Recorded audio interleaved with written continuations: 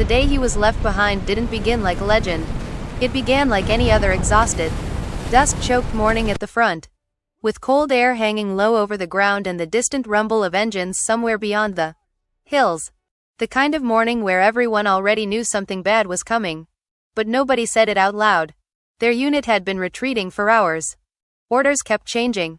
Radios crackled with half-sentences and broken signals. One minute they were told to hold the line, the next they were told to fall back. Trucks sped past, overloaded with men and equipment, throwing mud and gravel into the air. Artillery thumped in the distance like a giant heartbeat. It wasn't a clean withdrawal. It was messy, rushed, desperate. And in chaos like that, people get forgotten. He wasn't some famous officer or decorated hero. He was just another soldier in the column. Carrying too much gear, running on too little sleep, doing what he'd been told to do for weeks. Survive one more hour. His boots were soaked, his hands numb from the cold metal of his rifle. Every breath burned his throat. Then the shelling started getting closer. At first it was distant. Then it walked its way toward them, one explosion at a time. Dirt and smoke erupted along the road. Someone shouted to scatter. Vehicles swerved off the path. Men dove into ditches. The sky filled with the ugly scream of incoming rounds. He dropped behind a low embankment, pressing himself into the mud as shrapnel tore through the trees above him. When the barrage stopped, the world sounded wrong. Too quiet. Like the air had been sucked out. He lifted his head. The road was empty. No trucks. No squad. No voices. Just burning debris and a thin column of smoke twisting into the sky. For a second, he thought maybe they were regrouping ahead. Maybe he had blacked out and lost time. Maybe he'd just fallen behind. But then he checked his radio. Static. He tried again. Called out names. Nothing. The realization crept in slowly, heavy and cold. They hadn't regrouped. They had retreated. And he wasn't with them. Whether they thought he was dead, wounded, or simply lost in the confusion didn't matter. The result was the same. He was alone. Behind enemy lines. He climbed up the slope and scanned the horizon. In the distance, past the tree line, he could already see movement. Dark shapes advancing. Vehicles. Infantry. Methodical. Organized. The enemy wasn't retreating. They were coming forward. Toward him. His heart started pounding so hard he could feel it in his ears. Not the dramatic kind of fear you see in movies. Just a raw, sickening weight in the stomach. The kind that makes your hands shake when you try to reload. The kind that whispers, this is how it ends. No backup. No transport. No artillery support. Just one man with whatever ammunition he had left. For a moment, the thought of running crossed his mind. Anyone would think it. Disappear into the woods. Drop the gear. Save yourself. But there was nowhere to run. The land around him was open, scarred by shell craters and broken fences. Any movement would be spotted in seconds. And even if he escaped, how far could he really get on foot with an entire army sweeping the area? He wasn't just outnumbered. He was trapped. So he did the only thing a soldier can do when there's no good option left. He slowed his breathing. Checked his weapon. Counted his magazines. Every click suddenly sounded loud. Every movement deliberate. Survival shrank down to tiny, practical thoughts. Find cover. Stay low. Make them pay for every meter. Because if this was going to be the end, it wasn't going to be quick or easy for them. The enemy thought this ground was already theirs.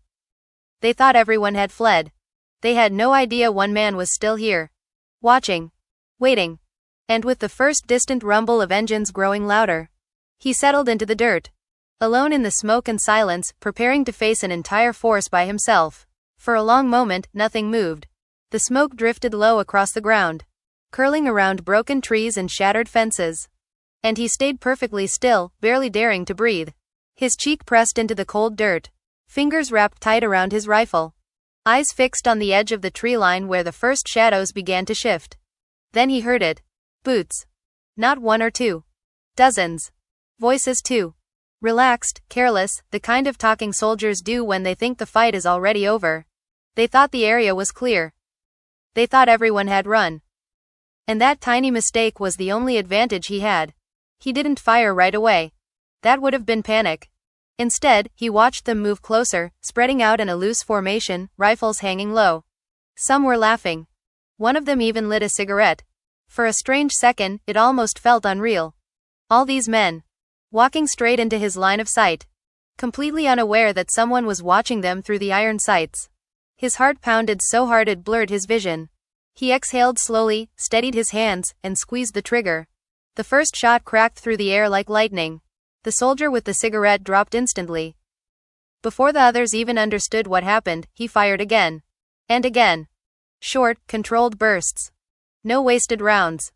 Every target chosen carefully. Confusion exploded through their ranks. Men dove for cover, shouting directions at each other, firing wildly into trees and smoke. Bullets snapped over his head, chewing up dirt and bark, but they were shooting blind. He wasn't. He had the higher ground, the better angle, and most importantly, surprise. He shifted positions after every few shots. Crawling through mud, sliding behind rocks, never staying where they expected. To them, it must have sounded like they were being attacked from everywhere at once. Not one man. Many.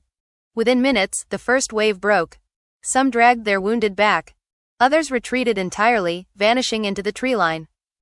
He didn't celebrate. Didn't even smile. He just reloaded with shaking hands and checked what he had left.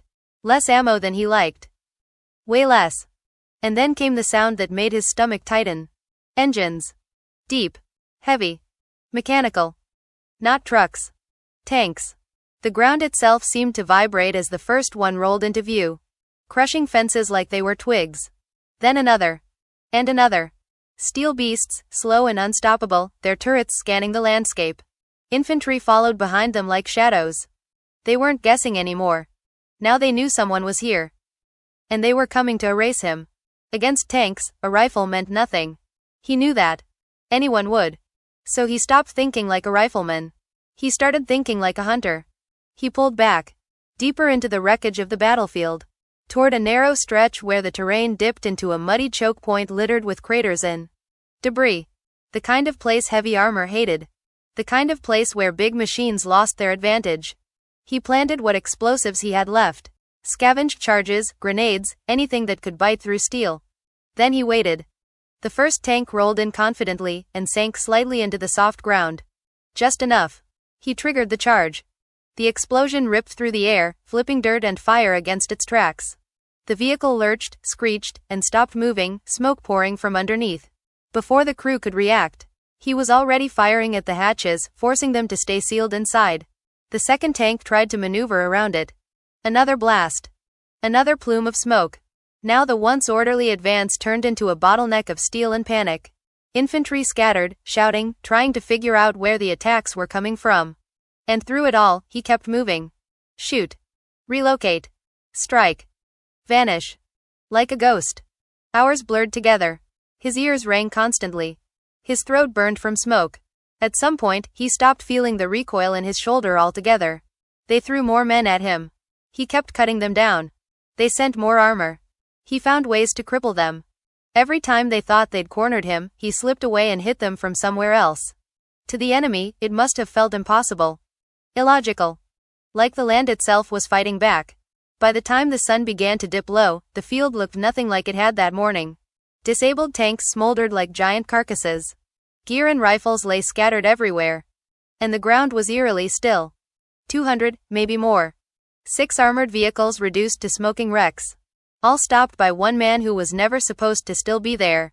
And as the last surviving soldiers finally pulled back, unwilling to push forward again, he stayed crouched behind the rubble, exhausted, filthy, barely able to stand. Not victorious, not triumphant, just alive, against every possible odd, alone, but unbroken.